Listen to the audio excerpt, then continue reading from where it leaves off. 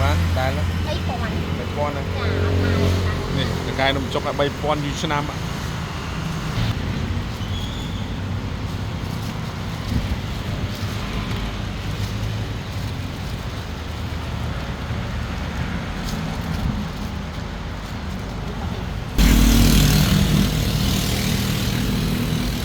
មកចុងក្រោយបងប្អូនចិត្តអស់ហើយមួយចានតែ3000ទេ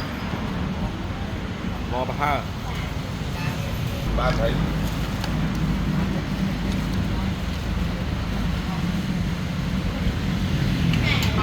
មើលនេះបន្លែហប់តោននេះលឹកធំធេនឆ្ងាញ់ឆ្ងាញ់បងប្អូនច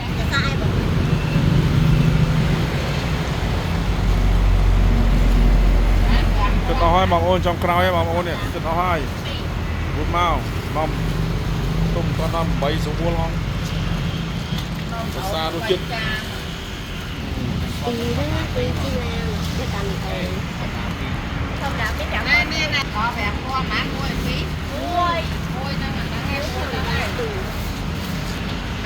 គេសោះក្នុងមកទៅហើយទៅទឹកឡោ